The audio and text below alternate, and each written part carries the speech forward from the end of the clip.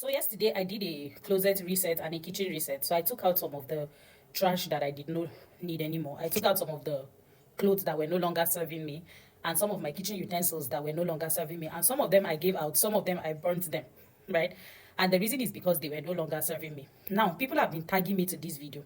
I don't know exactly what y'all want me to do or say about the video, but here's my take on this issue.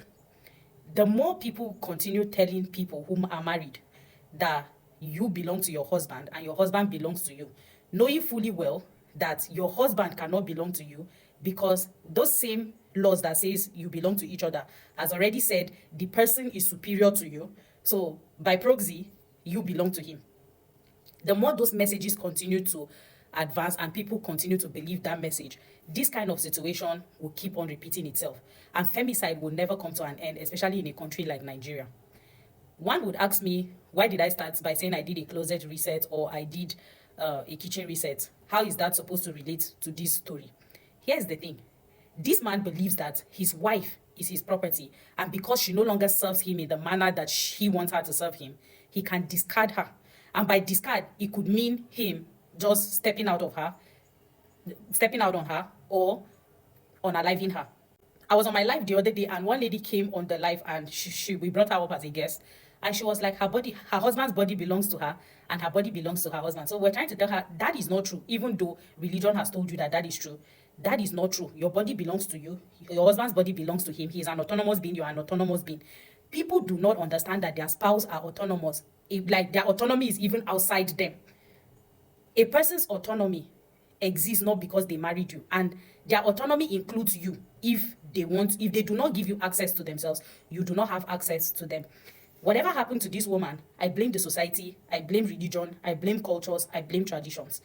We uphold these same things that are harmful to us. These things have unalived so many other women. Sadly, I heard that the woman passed. And I'm telling you, there is nothing that is going to happen to this man that is worse than what has happened to this woman. There is nothing worse that will happen to this man as bad as what has happened to that woman. The pain she had to go through before she died, this man will never experience that pain. There is no justice that they are going to grant that woman that is going to be justice enough. The highest, I hope y'all will even know that they do not practice capital punishment in Nigeria anymore. So what that means is even if they sentence this man to, they are not going to him. At the most, this guy is going to end up in prison. The most that can happen to him is that this guy stays in prison for maybe 20 years. And then maybe, just maybe, he eventually gets presidential pardon or whatever pardon. So there is no justice that is going to be justice enough for that woman. We take concepts from people who maybe are schizophrenic and we imply them into our society and we think it is normal. For you to think somebody who is a whole human being is created for another human being, for the purpose of another person, and you tell that person that this human being is subject to me, that is schizophrenic. And that is the norms that we have in the society. They may not tell you that they approve of him unaliving you, but if you tell somebody that another person is their property, you cannot tell the person what to do with something that is their property. You can't tell me that I should not have thrown out those clothes. I should not have burnt the ones that I burnt. I should not have given the ones that I wanted to give to the people that I gave it out to. As long as this person, these narratives of a man is supposed to be above a woman and a woman was created for a man continues, femicide rates will continue because men see women as their properties. And I'm telling you, these schizophrenic ideas are in the heads of most men. So I think to men these days is even useless. Like telling men, you cannot do this, be nicer to these women, be nice to your wife, you don't have the right to... You can't tell a man that you don't have the right to unalive your wife when you told that man that she's supposed to submit to him. You cannot tell him what to do with his property. You cannot tell him what to do with his property. If you look at this situation and you think it is because he's not so educated or they are not so educated, right? Because I even I saw this useless comment from this lady who I think is cursed because there is no way that a reasonable person will believe this nonsense that she posted. The moment a person you married no longer serves the purpose at which you married the person and the person refuses to abide by why you guys got married, that is why we promote divorce. Go ahead and divorce the person, separate from that person, whatever. Stay away from the person. Marriage is not by force. It is not a do or die affair. But women who are divorced will come out and we shame them for coming out. So at the end of the day, I'm seeing people still blaming this woman. You're blaming her. Women who are outside are being shamed. The ones who ran away from situations like this are being shamed. And I know that we see these things and a lot of people think it only happens to uneducated people. Educated women experience it as well. And you think these women married men who are not kind? No, because I see a lot of people be like, oh, marry a kind man. It will not still prevent anything, because kindness is a conduct. It is a characteristic, it is a habit, and it can also be a conduct. So a person can conduct himself in a kind manner even though they are not kind. And there is no way for you to prove that this person is kind by conduct or kind by habit or by character. There is no way for you to know. So you all need to stop blaming these women. And living abusive relationships are not usually as easy as we think it is, that somebody will just opt and leave, especially when the person has children. And if a person cheats on you, leave them.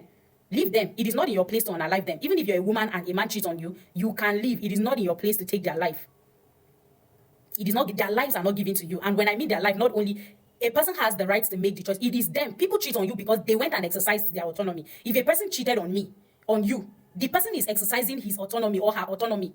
And you have the right to also exercise your own autonomy also by either leaving them or deciding to remain with them or going out to cheat as well, or whatever you decide to do. That is you exercising your own autonomy. Did they do you wrong?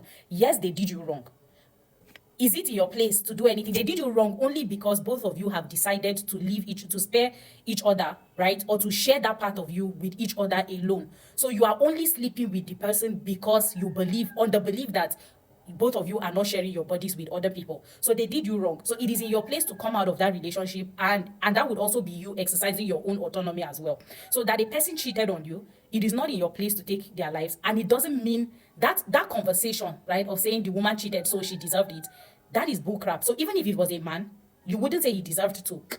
Okay? And people usually tend to say if it was a man who cheated and his wife did that to him, nobody will come out to defend that woman. Even women will not defend that woman. So there is no reason why a woman will open her wide gutter mouth to say that about another woman who was unalived by the husband. And come to think of it, that story even sounds like a lie, because anytime something happens like this, they always have something to say to blame the woman. Whenever it's a woman that is a victim of anything, they always find a way to victim blame her. So this is bullcrap. I don't know what people want me to do with this situation. These things are heartbreaking for anybody who watches them. So because of what I do, I get tagged in things like this a lot. These things will affect a person's mental health if you wake up and every morning this is what you have to see. This is hurtful.